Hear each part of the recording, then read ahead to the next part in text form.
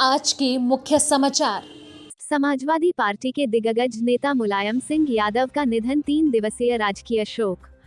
एकनाथ शिंदे गुट कल सर्कुलर जारी कर भूमिका करेगा साफ, 3 चुनाव चिन्ह का सुझाव। कोर्ट में पेशी के दौरान संजय राउत बोले, चुनाव चिन्ह शिवसेना के लिए क्रांति लेकर आएगी।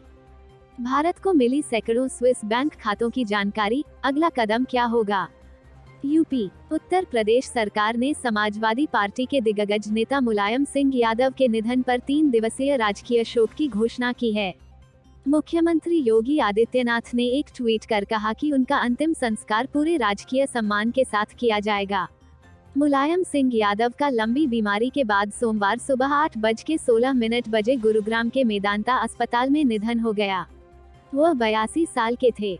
मुलायम सिंह यादव का अंतिम संस्कार उत्तर प्रदेश में उनके पैतृक गांव सैफई में होगा। पिछली 2 अक्टूबर को मेदांता अस्पताल में भर्ती कराया गया था। उत्तर प्रदेश के पूर्व मुख्यमंत्री के निधन पर समाजवादी पार्टी में शोक की लहर है। मुलायम के बेटे एवं सपा अध्यक्ष अखिलेश यादव ने उनके निधन की जानकारी दी। सपा के आधिकारिक ट्विटर अकाउंट से अखिलेश के हवाले से ट्वीट किया गया, मेरे आदरणीय पिताजी और सबके नेताजी नहीं रहे। मुलायम किडनी इन्फेक्शन से जूझ रहे थे। इससे पहले मुलायम सिंह यादव की पत्नी साधना गुप्ता का इसी साल जुलाई में निधन हो गया था। बता दें कि राजनीति में आने से पहले एसपी संरक्षक मुलायम सिंह यादव टीचर हुआ करते थे। पीएम मोदी ने जताया दुख, प्रधानमंत्री नरेंद्र मोदी ने मुलायम सिंह यादव के निधन पर दुख व्यक्त किया है। उन्होंने अपने सिलसिलेवार ट्वीट में कहा कि मुलायम सिंह यादव जी ने यूपी और राष्ट्रीय राजनीति में अपनी अलग पहचान बनाई। वह आपातकाल के दौरान लोकतंत्र के लिए एक प्रमुख सैनिक थे। वहीं रक्षा मंत्री राजनाथ सिंह ने भी दुख जताया है। सिंह ने कहा कि मुलायम सिंह यादव जमीन से जुड़े ऐसे नेता थे। उन्होंने कई दशकों तक यूपी की राजनीति में एक प्रमुख भूमिका निभाई। अपने लंबे सार्वजनिक जीवन में उन्होंने अनेक पदों पर काम किया और देश, समाज और प्रदेश के विकास में अपना योगदान दिया। उनका निधन पीड़ादायक है। मुंबई, महाराष्ट्र में शिवसेना पर कब्जे की लड़ाई के बीच चुनाव आयोग ने पार्टी के सिंबल को फ्रीज कर दिया है। चुनाव आयोग ने अंधेरी ईस्ट विधानसभा सीट पर होने वाले उपचुनाव में शिवसेना के उद्धव ठाकरे और एकनाथ शिंदे के नेतृत्व दोनों गुटों की तरफ से पार्टी का नाम और चुनाव चिन्ह का इस्तेमाल करने पर पाबंदी लगा दी है। शिवसेना के दोनों गुटों की तरफ से नाम और चुनाव चिन्ह पर दावा किए जाने की पृष्ठभूमि में एक अंतरिम आदेश जारी करके निर्वाचन आयोग ने दोनों से कहा है कि वे सोमवार तक अपनी अपनी पार्टी के लिए 3 नए नाम और चुनाव चिन्ह सुझाएं। इस बीच एकनाथ शिंदे गुट 10 अक्टूबर को एक परिपत्र जारी कर चुनाव चिन्ह पर अपनी पूरी भूमिका साफ करेगा। एकनाथ शिंदे ने चुनाव चिन्ह का निर्णय लेने का अधिकार अपनी पार्टी कार्यकारिणी को सौंपा। कार्यकारिणी में तुतारी, गदा और तलवार, ये 3 चुनाव चिन्ह का सुझाव दिया।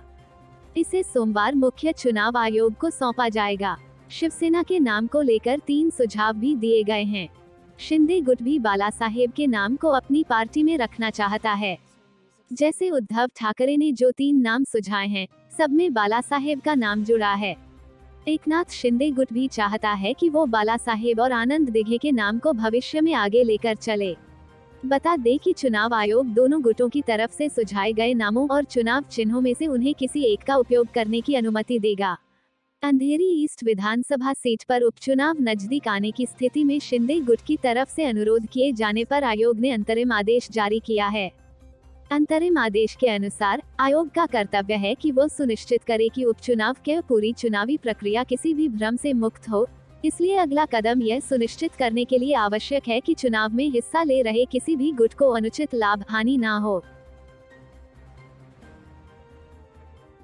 मुंबई, महाराष्ट्र में शिवसेना के वरिष्ठ नेता और राज्यसभा सांसद संजय राउत को आज पात्रा चौल मामले में सेशन कोर्ट में पेश किया गया, जहां अदालत से उन्हें कोई राहत नहीं मिली। कोर्ट ने संजय राउत को झटका देते हुए उनकी न्यायिक हिरासत को 17 अक्टूबर तक बढ़ा दिया है। अब उनकी जमानत याचिका पर सुनवाई 17 तारीख को होगी। कोर्ट में सुनवाई से पहले राउत ने कहा कि किसी भी पार्टी के चुनाव चिन्ह जाने की ये कोई पहली घटना नहीं है। कांग्रेस में इंदिरा गांधी के समय में भी ऐसी परिस्थिति से उत्पन्न हुई थी। उनके चिन्ह को भी 3 बार बदला गया है। जनसंघ को भी ऐसी परिस्थिति का सामना करना पड़ा था।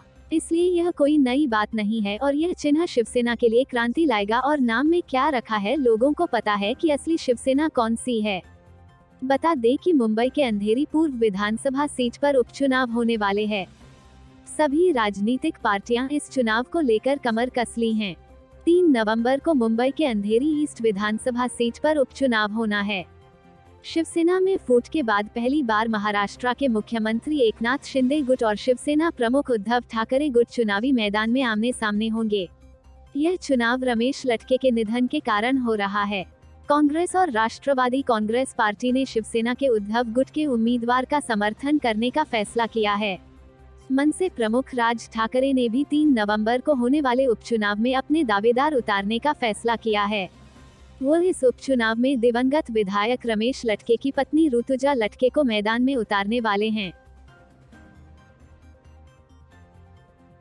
नई दिल्ली, भारत को अपने नागरिकों और संगठनों के स्विस बैंक खातों के बारे में जानकारी दी गई है। यह सभी खातों के बारे में नहीं है, क्योंकि कुछ फीसदी खातों के बारे में ही यह जानकारी सामने आई है। स्विट्जरलैंड ने 101 देशों के साथ लगभग 34 लाख वित्तीय खातों का विवरण साझा किया है। अधिकारियों ने कहा कि भारत के साथ साझा की गई नई जानकारी सैकड़ों वित्तीय खातों से संबंधित है, जिसमें कुछ व्यक्तियों, कॉर्पोरेट्स और ट्रस्टों से जुड़े कई खातों के कई मामले शामिल हैं। उन्होंने सूचना के आदान प्रदान के गोपनीयता खंड और आगे की जांच पर पड़ने वाले प्रतिकूल प्रभाव का हवाला देते हुए विशिष्टताओं का खुलासा नहीं किया, लेकिन इस बात पर जोर दिया कि डेटा का इस्तेमाल संदिग्ध कर चोरी और मनी लॉन्ड्रिंग और टेरर फंडिंग सहित अन्य गलत कामों की जांच में बड़े पैमाने पर किया जाएगा। फेडरल टैक्स एडमिनिस्ट्रेशन (FTA) ने सोमवार को एक बयान में कहा कि इस साल सूचनाओं के आदान प्रदान से सूची में 5 नए देशों को जोड़ा गया है। इसमें Albania, Brunei Darussalam, Nigeria, Peru और तुर्की है। वित्तीय खातों की संख्या में लगभग 1 लाख की वृद्धि हुई है। हालांकि FTA ने सभी 101 देशों के नामों और आगे के विवरण का खुलासा नहीं किया।